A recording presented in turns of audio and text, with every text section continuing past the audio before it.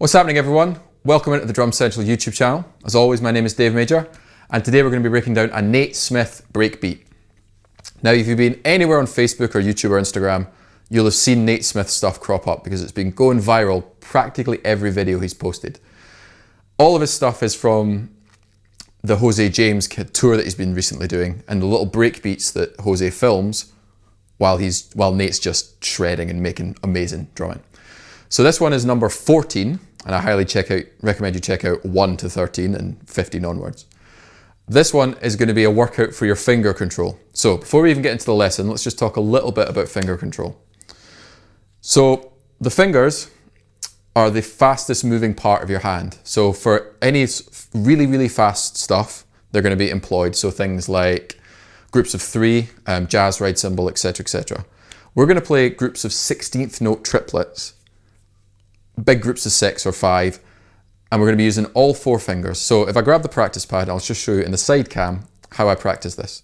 So for any hand technique question, just go to Jojo Mayer's first DVD, Secret Weapons for the Modern Drummer. It's pretty much going to answer every single question you'll ever have for the rest of your life. So this exercise is just basically ripped off straight from there.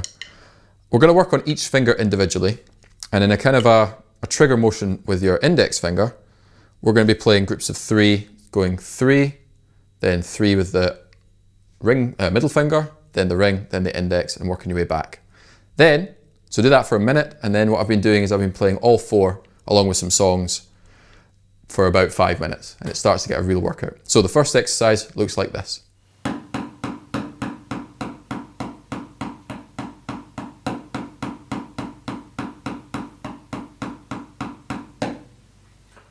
Try and do that for a set amount each day, and you'll start to develop your finger control. And then the other exercise, which is just basically doing all 4, I'll do a little bit faster, and looks a little bit like this.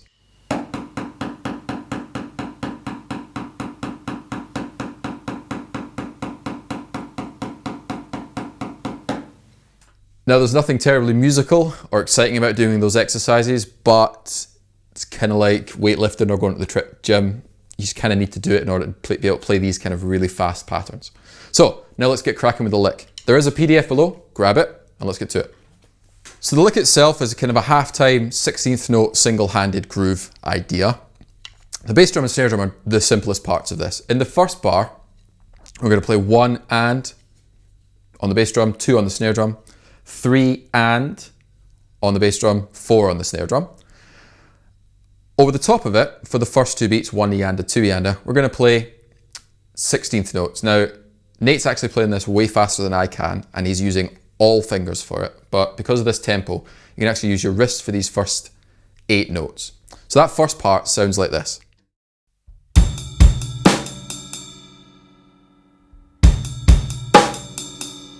Now in the second part, or the second half of that bar, we're going to switch to 16th note triplets for beats 3, which, if you don't know how they're counted, are counted 3 triplet and triplet, 1, 2, 3, 4, 5, 6, and then switch straight back to 16th notes on beat 4.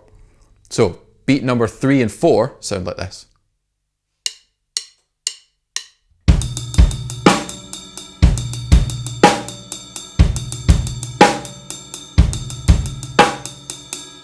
So in bar 2, we slightly changed tack, and we're going to play the 16th note triplets for the first 2 beats.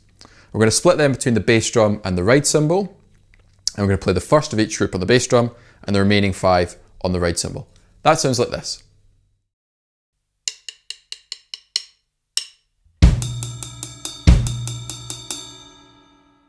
Then we switch back to our 16th notes on beat 3 and 4, which is going to be 3 eanda, 4 eanda, and then right at the end, we sneak in a left hand up on the hi-hat on the 32nd note after A. So the last half of bar 2 sounds like this.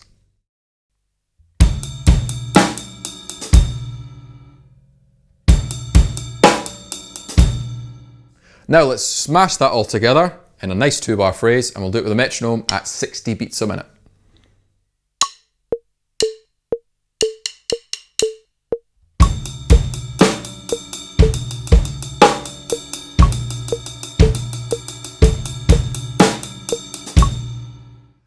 And now, a little bit faster at 70 beats a minute.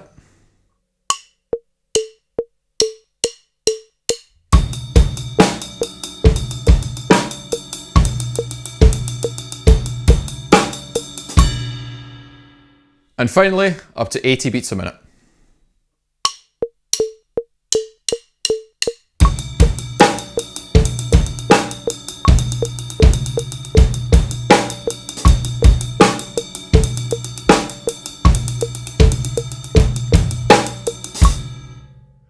So there we have it, a practical application of developing finger control. Because sometimes these technical things that you're meant to do, you don't see the benefit of them. But right there, you've got something that is really cool, really interesting, really original, using a boring practice pad exercise. So if you liked this lesson, which I hope you did, please do hit subscribe and follow through to drumcentral.co.uk. I'll catch you next time.